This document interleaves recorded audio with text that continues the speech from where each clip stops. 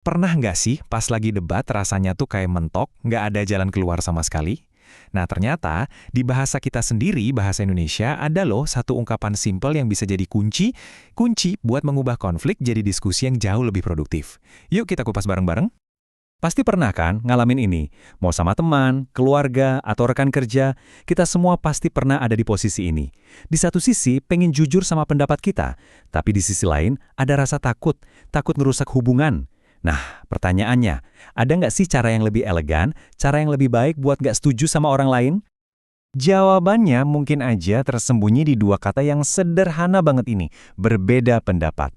Ya, kalau secara harfiah artinya jelas lah ya, punya pandangan yang nggak sama. Tapi percaya deh, ini tuh lebih dari sekedar definisi kamus. Di balik frasa ini ada filosofi komunikasi yang, wow, bisa mengubah cara kita berinteraksi loh. Oke, kita masuk ke bagian pertama nih. Gimana caranya frasa ini bisa membawa kita melampaui konflik? Soalnya, frasa ini tuh kayak semacam mindset hack yang kuat banget. Dia membingkai ulang ketidaksepakatan. Bukan lagi soal adu kuat, siapa benar siapa salah, tapi lebih kayak sebuah undangan. Undangan buat ngeliat dunia dari kacamata orang lain. Coba deh, kita rasain bedanya. Di satu sisi ada kata konflik. Dengar katanya aja udah kebayang kan? Energi negatif, pertentangan, bisa-bisa perpecahan. Tapi, di sisi lain, frasa berbeda pendapat itu langsung membawa kita ke ide keragaman pandangan. Nah, ini dia. Fokusnya langsung berubah. Bukan lagi soal menang kalah, tapi soal betapa kayanya perspektif yang ada di antara kita. Cuma geser dikit kata-katanya, tapi dampaknya luar biasa. Dan ini intinya banget. Perbedaan pendapat itu seringkali bukan soal benar atau salah loh. Bisa jadi cuma karena ya cara berpikir kita beda. Mungkin yang satu logis banget, yang lain super kreatif. Atau bisa juga karena pengalaman hidup kita yang beda jauh. Coba bayangin, orang yang tumbuh di kota besar sama yang di desa kecil, pasti punya pandangan yang beda kan? Atau bahkan bisa sesimpel preferensi aja. Kamu tim kopi pahit, aku tim kopi manis. Udah, beda. Dan itu semua wajar banget, manusiawi banget. Oke, secara teori ini kedengarannya bagus banget ya kan? Tapi pertanyaannya, gimana cara pakainya di dunia nyata?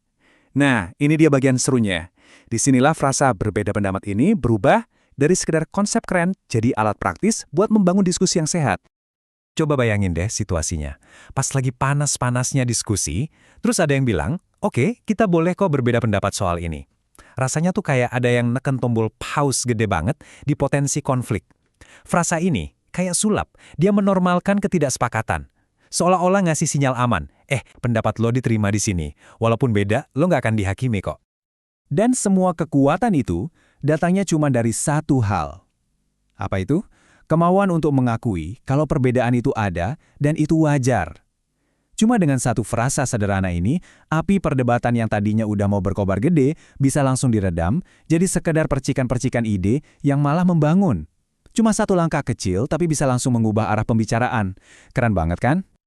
Biar makin kebayang, yuk kita lihat langsung gimana frasa ini beraksi di dalam kalimat sehari-hari. Nah, contohnya di kantor. Kalimat kayak gini tuh, harganya kayak emas serius. Coba bandingin sama kalau kita bilang, gue nggak setuju, cara lu itu nggak bakal berhasil. Wah, langsung defensif kan orang? Beda banget. Kalimat ini tuh nggak nyerang, tapi justru mengundang. Pesannya tuh, oke, pandangan kita beda nih, and that's okay. Yuk, sekarang kita bedah semua opsinya bareng-bareng. Atau contoh lain misalnya pas lagi ngobrolin soal milih kandidat. Frasa ini jadi cara yang super netral buat bilang kalau pilihan kita beda. Nggak ada paksaan salah satu pihak harus berubah pikiran. Cuma sekedar mengakui, oh ternyata ada lebih dari satu sudut pandang yang valid ya soal ini. Simple, tapi damai. Jadi intinya apa nih yang bisa kita bawa pulang? Ini dia. Berbeda pendapat itu ngajarin kita kalau ketidaksepakatan itu bukan tembok yang menghalangi kita. Justru sebaliknya. Itu adalah sebuah gerbang. Gerbang buat apa? Gerbang menuju diskusi yang lebih jujur, pemahaman yang lebih dalam, dan yang paling penting, hubungan yang justru jadi lebih kuat.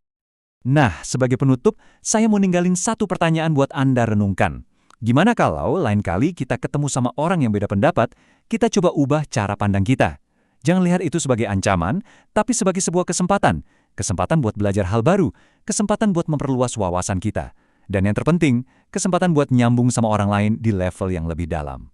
Coba deh pikirin.